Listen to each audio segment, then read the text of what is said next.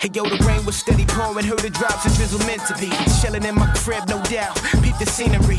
Telephone rang, then it stopped before I could answer it. I heard it knock at the door, so I answered it. And with Jermaine, he had a little situation. Beef up on the block, and orthodox that led the confrontation. He said these cats be acting hard on the block, and they be pumping weight and holding, so Dwayne got shot. Now see, Dwayne was just a knucklehead, but still with his cousin, and I'd be wrong if I ain't helping. What's going on, guys? Welcome back to another fantastic video here in the garage.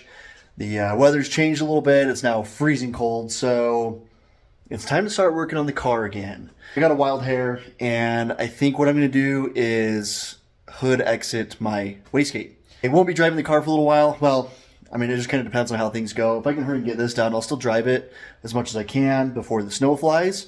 It is still currently on the big old fat drag slick, so once the snow starts to fly, that is going to be no more. I'm not going to drive the car on drag slicks in the snow. Just not going to work. Anyways, today, actually what I'll do is I'll give you guys a little bit of a background. So I've seen recently I've had some new subscribers coming onto the channel, and maybe you haven't had a chance to go through my other videos, but if you are curious, this is my 7M GE-T, so it is the naturally aspirated 7M. I threw a fat turbo on it. It is now coilover plugs on a full standalone ECU. It's got a custom, I can't point when I'm doing this on the camera. It's got a custom intake manifold, forward-facing intake manifold. I've done a bunch of videos on that if you guys are curious, and go check those videos out. But yeah, this is the setup. I'll show you really quick. Again, for those that are new to the channel and are curious about the setup, this is a GTX 3582R dual ball bearing turbo. I'm running a Tile 38mm wastegate, coming off of a custom T3 turbo manifold that was made years ago, and we're going to get into that here in a second. This is a 2JZ GE plenum mounted to some 7M runners, and they're just welded right on. It's all been ported and everything, so it flows just fine. It comes through a 90mm throttle body, a little bit of nitrous spray there. Comes through here to a big old fat intercooler in here, and then back up and around. So, and again, like I said, this is on a full standalone ECU. I'm on one ZZ coil packs on a ECU Masters classic standalone ECU. I've gotten rid of the distributor cam position sensor. Well, the cam position sensor is now there with a crank sensor as well, and that's what we're working with now. So I'm also on 1100cc fuel injector clinic injectors. So the 1100cc FIC injectors. And car runs great. It's pretty much turnkey. I can just get in, kick on the fuel pump, and let the fuel pump prime, and it fires right up and runs no problem. So it's a pretty simple setup. And I've been running this car for a while. It got tuned back in March, I believe, somewhere around there, making roughly 400 horse. So again, if you guys saw the drag slick video, that's a little overkill for how much power I'm making. The goal is about 600, 650. We're kind of in that ballpark, or we're going to be in that ballpark with everything that I've done here. It shouldn't be a problem hitting that number with what I've got going on here. This is also a flex fuel car, so it does have a flex fuel sensor just tucked down in there, and it's all in the ECU ready to go. So once we pour some E90 in it, we should be ready to rock. So, but today, like I said, I got a wild hair. So I've got the 38mm wastegate. You guys can see it here, and it just dumps down along the firewall straight to the ground. So it's not a recirculating dump at all. I don't know. I just feel like I needed to tinker with the car a little bit today. I'm not going to change anything up. I'm not changing boost, none of that stuff. So I don't need to worry about getting it retuned or whatever. All I'm going to do is basically cut the manifold. I'm going to, well, here, I'll show you. Basically, all I need to do today, I'm actually going to have to pull all this crap off, which isn't a big deal.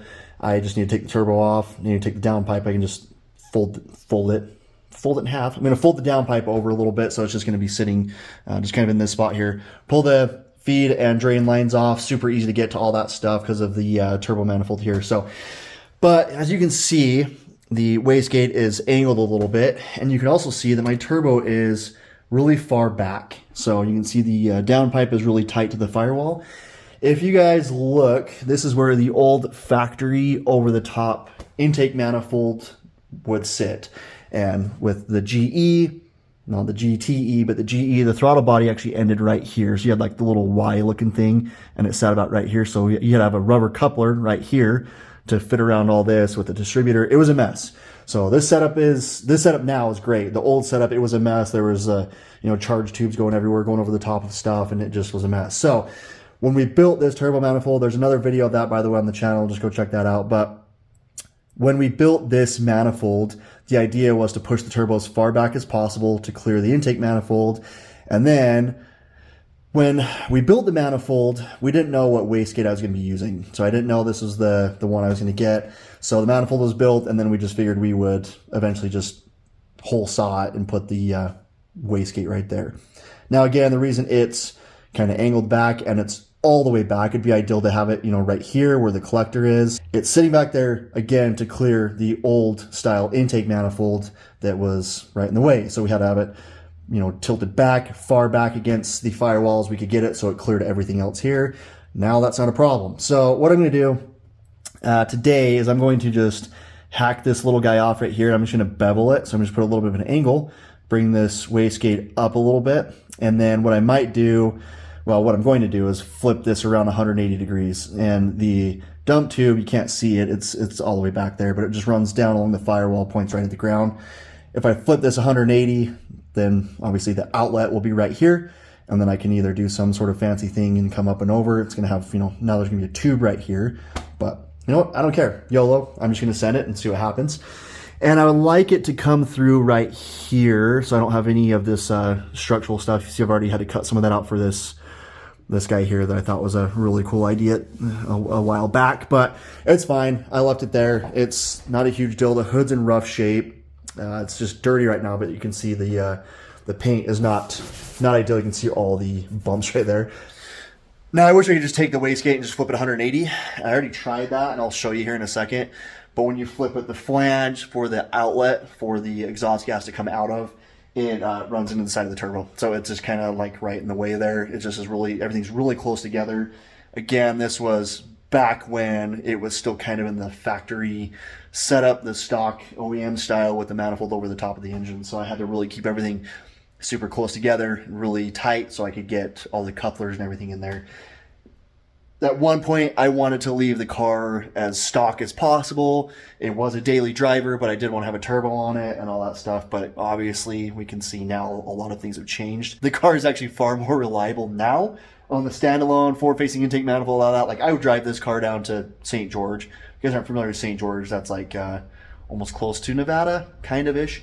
It's about 3.5, 4 hours south of here. I would be comfortable driving this car on the slicks all the way down to St. George if I needed to. So car runs great now. It's exactly where I want it to be. Hop in it, start it, drive it, whatever. So anyways, I'm rambling now. What we're going to do is I'm going to start just yanking stuff off here, and yeah, we'll go from there.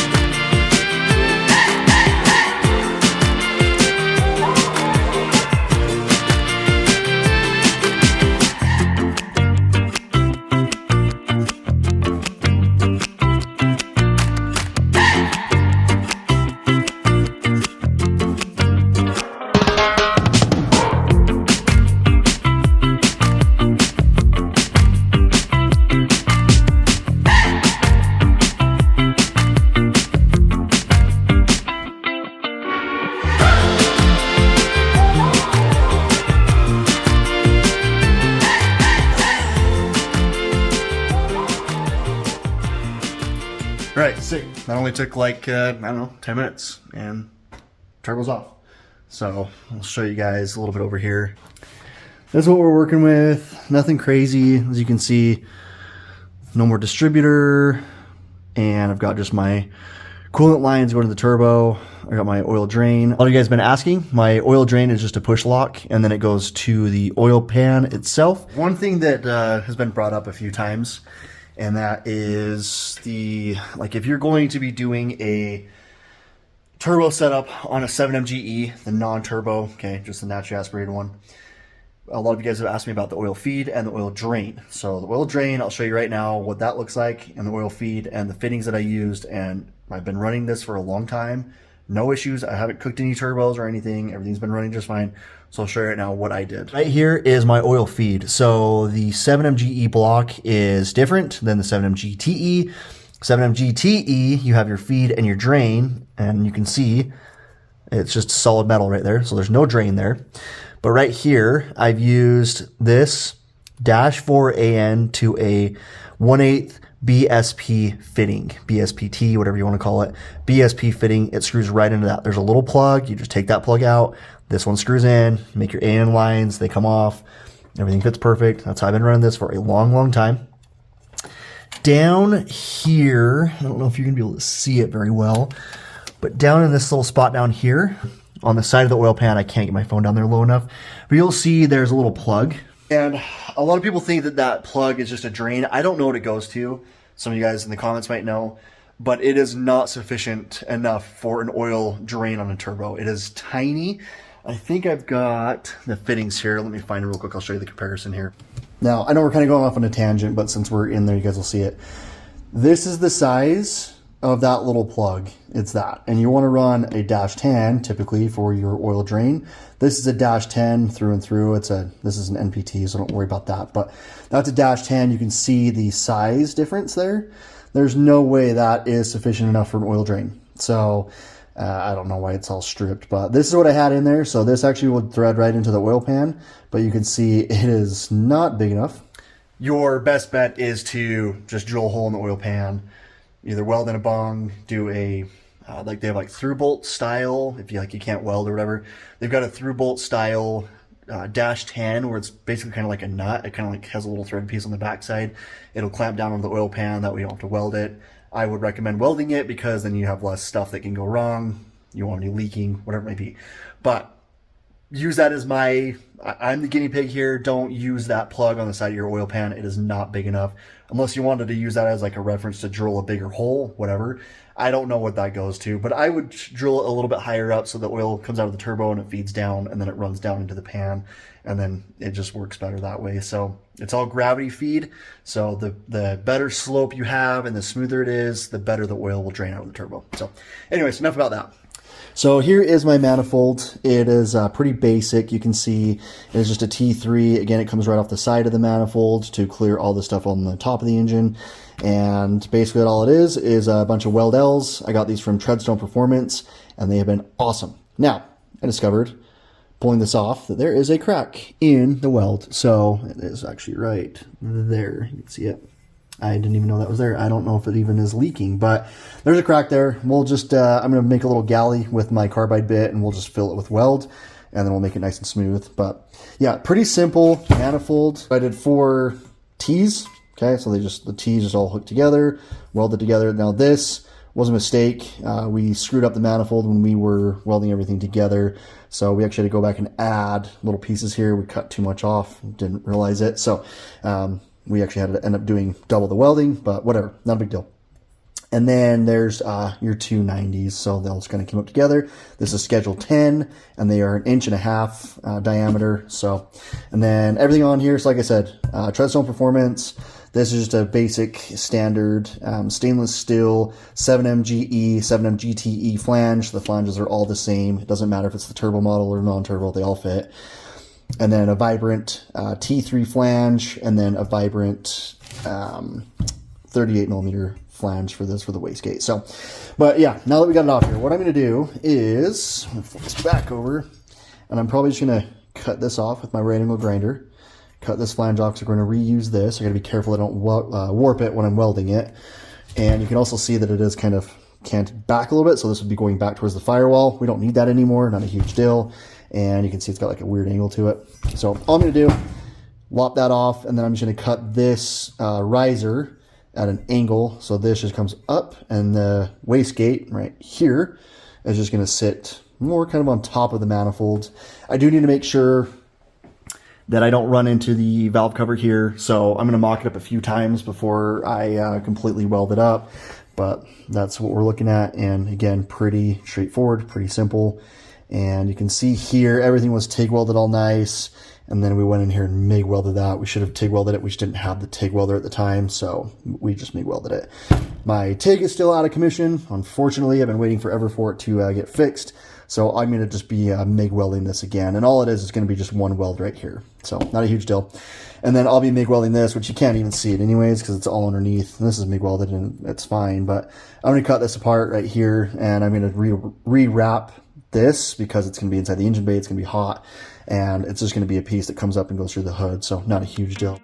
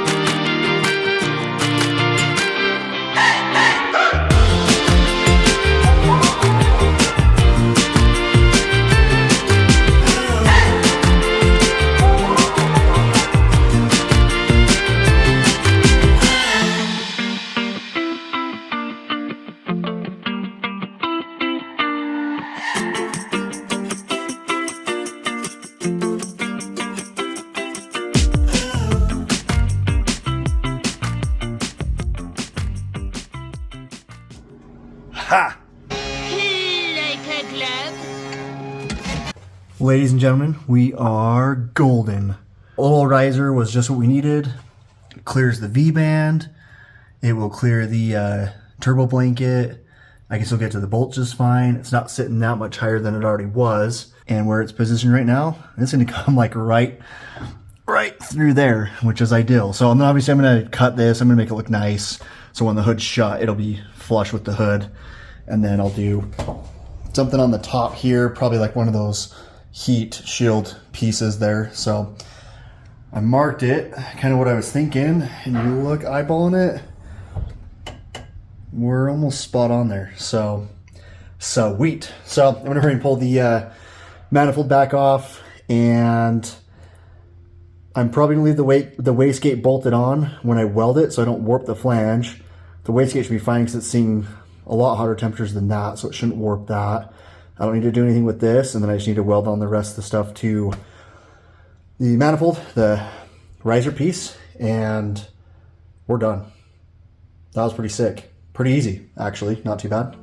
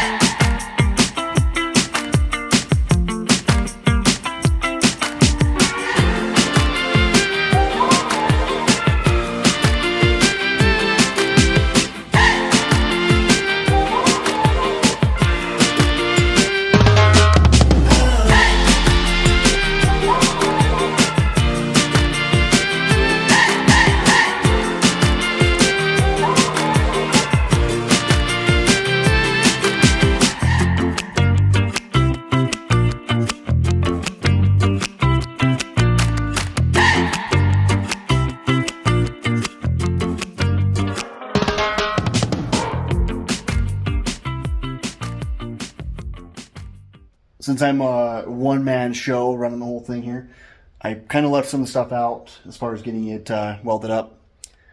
There's the tube that's going to go up through the roof. Through the roof, yeah, I cut a hole in my roof. I'm going to put the wastegate tube up through my roof. That's the tube that's going up through the hood. And everything else is done, so I'm going to show you real quick. Obviously, I've got to cut this to meet the contour to the hood there. But everything else on there, weld's done. That's all done. Everything's hooked back up, and I didn't have to change any of the wastegate lines. Everything matched right back up. One thing that I did change, and we'll see how it sounds, but I took the smaller turbine housing for the GTX 3582R and threw it on. I know I'm gonna have to retune it. We're gonna see what the AM wideband looks like when I fire it up, but it should spool up a lot quicker. It shouldn't change the velocity of how much air is coming into the system, but it'll change how quickly it comes on. So that would change the ramp up on the fuel table. So I'm just gonna fire it up. I'm gonna listen to it, see how it sounds. I'm also gonna make sure there's no leaks with all this stuff here. And then I'm going to do a little trick where you put some grease on the top of that, close the hood. It'll mark on the hood with the grease or whatever on where you need to cut the hood. We'll cut that, drop this through. And then the only problem that I'm seeing right now is the hole is going to be a little, it's not going to be a straight hole. It's going to be more like an oval to match the way that the tubing is angled. So not a huge deal. I'm not worried about that. But anyways, we're going to fire it up and then we'll see how it sounds. And then we'll cut the hole in the hood and call it a day.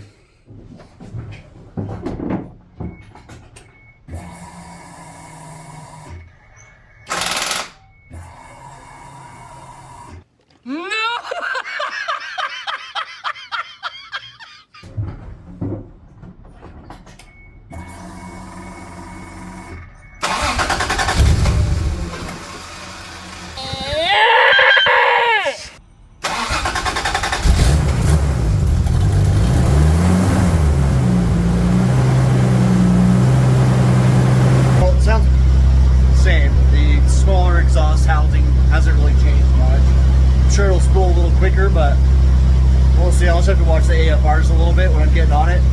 If that's the case, I'll need to have it retuned, have the tuner just go through it. I do hear a little bit of exhaust leak. It sounds like it's coming from the wastegate flange gasket. So I'm gonna hurry and tighten that up real quick, and then I already found where I need to drill the hole for the hood. I'm gonna hurry and do that. Then we'll go for a drive. Okay, I got it finished up. This is what it looks like now. So I just put a little bit of that gold heat tape because, you know, race car, that's what we do. So it already shoots flames. I just tested it. So I'll do a video for you guys and show you just how rowdy it kind of looks. And then probably get out of here before I get in some trouble. So let me hurry and set up the camera, do a couple launch controls or some anti-lag two-step, whatever, and then we'll go from there.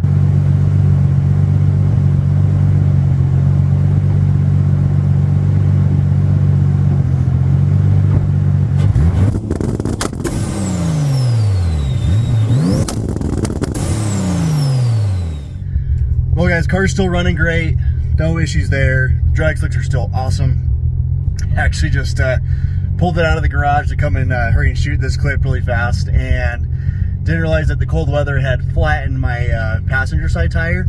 Had no idea. Pulled out of the driveway, started going, got onto a little bit of boost, and the car immediately pulled super hard to the right. It was actually really scary. Flipped around and realized the tire was down to like 5 psi, so not good. But other than that, the car's running great, and I have no complaints. I know a lot of you guys have hit me up asking for you know, different things with the car and wanting to know about electronics and ECUs and that sort of thing. And obviously the video today is not geared towards that, but I will I'll do those videos in the future, and I'll show you guys my setup, what I did. Obviously it's running, and it's running phenomenal. Basically just, it's pretty much turnkey, ready to go. I gotta let the fuel pump prime a little bit to get the fuel up to the fuel rail and to the injectors, and then usually it fires right up. Even when it's cold, it was a little cranky, but not horrible for what it is and for the tune that's on it. It runs great. So again, I hope you guys enjoyed the video, and I was trying to find a dark enough spot where I could film the car and get the flame balls through the the wastegate, but I couldn't get it very well. But at least you guys can hear it. Sounds really good. It looks pretty cool when I was getting on it. Flame was coming out of that a little bit, so I'm trying not to piss anybody off now, so but I'm gonna call it a night. But that being said, guys, if you have any other questions or any other suggestions for videos, please hit me up and I will try to get some more out there as soon as I can. Now that it's freezing cold, it's the time to do this kind of stuff, so I'm not gonna like pull my motor or anything like that, but it's time to start looking at, you know, if I want to start building things and start adding or taking away things on the motor, now's the time to do it, because once the snow starts flying, I'm not driving this car, like I said, on the drag slicks. It gets really sketchy really fast. So again, if you guys want to see something, please hit me up in the comments. And again, like, comment, subscribe if you haven't already. And if you come across my channel and you like what you see, again, give me that thumbs up. So, and that being said, guys, we'll see you on the next one. A drizzle meant to be chilling in my crib, no doubt. Peep the scenery. Telephone rang, then it stopped before I could answer it. I heard it knock at the door, so I answered it. And with Jermaine, he had a little situation. Beef up on the block, and orthodox that led the confrontation. He said these cats be acting hard on the block, and they be pumping weight and holding, so Dwayne got shot. Now see, Dwayne was just a knucklehead, but still with his cousin. And I'd be wrong if I ain't help him when it's beef. He gon' rush, and he said, listen, homie, ain't no time for discussion.